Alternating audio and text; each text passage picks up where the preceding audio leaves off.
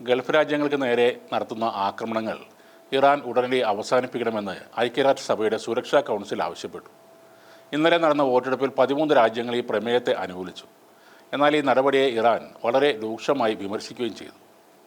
അമേരിക്കയുടെയും ഇസ്രായേലിൻ്റെയും താൽപ്പര്യങ്ങൾ സംരക്ഷിക്കാനായി സുരക്ഷാ കൗൺസിലിനെ ദുരുപയോഗം ചെയ്യുകയാണെന്ന് ഇറാൻ ആരോപിച്ചു.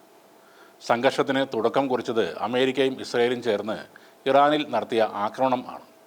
യാതൊരു പ്രകോപനവുമില്ലാതെ ഒരു വിധത്തിലുള്ള മുന്നറിയിപ്പും നൽകാതെ ഇസ്രായേൽ ജനവാസ കേന്ദ്രങ്ങളിൽ ആക്രമണം നടത്തുകയായിരുന്നു. സ്കൂളിൽ കുട്ടികൾ ഉൾപ്പെടെ നൂറുകണക്കിന് ആളുകൾ ബോംബിങ്ങിന് ഇരയായി കൊല്ലപ്പെട്ടു. അതൊന്നും കാണാത്ത സുരക്ഷാ കൗൺസിൽ ഇറാന് നേരെ മാത്രമാണ് ഇപ്പോൾ വിരൽ ചൂണ്ടുന്നത്. ഇറാൻ നടത്തുന്ന ആക്രമണങ്ങളെ അപലപിക്കുന്ന പ്രമേയത്തിൽ ഇറാൻ്റെ മണ്ണിൽ അമേരിക്കയും ഇസ്രായേലും നടത്തുന്ന ആക്രമണങ്ങളെക്കുറിച്ച് പരാമർശമില്ലെന്ന് ചൂണ്ടിക്കാട്ടി റഷ്യയും ചൈനയും ഈ വോട്ടെടുപ്പിൽ നിന്നും വിട്ടുനിന്നിരുന്നു. Bahrain, Kuwait, Oman, Qatar, Saudi Arabia, United Arab Emirates, Jordan എന്നീ രാജ്യങ്ങൾക്ക് നേരെ ഇറാൻ നടത്തുന്ന ആക്രമണങ്ങൾ ഉടൻ അവസാനിപ്പിക്കണമെന്ന് ഈ പ്രമേയം ആവശ്യപ്പെടുന്നു.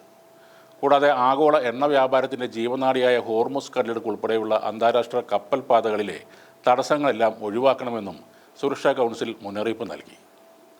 കപ്പൽ ഗതാഗതം തടസ്സപ്പെടുത്തുന്നതോ ഭീഷണിപ്പെടുത്തുന്നതുമായ ഇറാൻ്റെ നീക്കങ്ങൾ ആഗോള സമ്പദ് വ്യവസ്ഥയെയും ഊർജ്ജ സുരക്ഷയെയും ബാധിക്കുമെന്നും ഈ പ്രമേയം ചൂണ്ടിക്കാട്ടുന്നു. ഇറാൻ പരമോന്നത നേതാവ് അയതൊള്ള അലി ഖമനേയുടെ മരണത്തിന് ഇടയാക്കിയ അമേരിക്കൻ ഇസ്രായേൽ ആക്രമണങ്ങൾക്ക് തിരിച്ചടിയായാണ് ഇറാൻ ഗൾഫ് രാജ്യങ്ങളെയും വാണിജ്യ കപ്പലുകളെയും ലക്ഷ്യം വെച്ചത്. ഇത് ഈ മേഖലയിൽ വലിയ യുദ്ധഭീതി പടർത്തിയിരിക്കുകയാണ്. 135 രാജ്യങ്ങളുടെ പിന്തുണയോടെ ബഹ്റൈനാണ് ഈ പ്രമേയം അവതരിപ്പിച്ചത്. ഗൾഫ് മേഖലയിലെ സ്ഥിരത ലോക സമ്പദ് വ്യവസ്ഥയ്ക്ക് അത്യന്താപേക്ഷിതമാണെന്ന് UN-ലെ ബഹ്റൈൻ അംബാസഡറായ ജമാൽ ഫാരിസ് അൽ റവായ് പറഞ്ഞു. ഈ മേഖലയുടെ സുരക്ഷ ഉറപ്പാക്കുന്നത് ഒരു പ്രാദേശിക വിഷയം മാത്രമല്ലെന്നും അത് ആഗോള ഉത്തരവാദിത്തമാണെന്നും അദ്ദേഹം സുരക്ഷാ കൗൺസിലിനെ അറിയിക്കുകയും ചെയ്തു.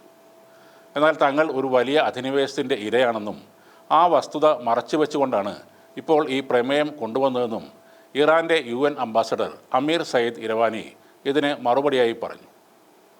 പ്രമേയത്തെ പിന്തുണച്ച അമേരിക്ക ഇറാൻ്റെ നീക്കങ്ങൾക്കെതിരെയുള്ള അന്താരാഷ്ട്ര സമൂഹത്തിൻ്റെ ഐക്യമാണിതെന്ന് വിശേഷിപ്പിക്കുകയുണ്ടായി. അയൽ രാജ്യങ്ങളെ ബന്ദികളാക്കി ഇറാൻ നടത്തുന്ന അരാജകത്വ തന്ത്രങ്ങൾ പരാജയപ്പെട്ടുവെന്ന് അമേരിക്കൻ അംബാസഡർ മൈക്ക് വാൾസും പറഞ്ഞു.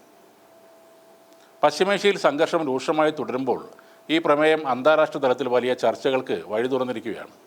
എണ്ണവില വർധനവും കപ്പൽ ഗതാഗതത്തിലെ തടസ്സങ്ങളും ലോകരാജ്യങ്ങളെ വലിയ ആശങ്കയിലാക്കുന്നുണ്ട്. ഗൾഫ് രാജ്യങ്ങളുടെ സുരക്ഷയും ആഗോള സമാധാനവും മുൻനിർത്തി കൊണ്ടുവന്ന ഈ പ്രമേയത്തെ സമിതിയിലെ 15 അംഗങ്ങളിൽ 13 രാജ്യങ്ങളും പിന്തുണച്ചു. റഷ്യയും ചൈനയും മാത്രമാണ് വോട്ടെടുപ്പിൽ നിന്നും വിട്ടുനിന്നത്. ഈ മേഖലയിലെ സംഘർഷം അവസാനിപ്പിക്കാൻ എല്ലാ രാജ്യങ്ങളും ഒരുപോലെ ബാധ്യസ്ഥരാണെന്ന് കാണിച്ച് റഷ്യ ഒരു ബദൽ പ്രമേയം അവതരിപ്പിച്ചുവെങ്കിലും അത് പരാജയപ്പെടുകയായിരുന്നു. സൈനിക നടപടികൾ പൂർണ്ണമായും നിർത്തണമെന്ന് ആവശ്യപ്പെടുന്ന പൊതു സ്വഭാവമുള്ളതായിരുന്നു റഷ്യയുടെ പ്രമേയം. അതിനെ 4 രാജ്യങ്ങൾ അനുകൂലിച്ചു, 2 രാജ്യങ്ങൾ എതിർത്തു, 9 രാജ്യങ്ങൾ വോട്ടെടുപ്പിൽ നിന്നും വിട്ടുനിന്നു.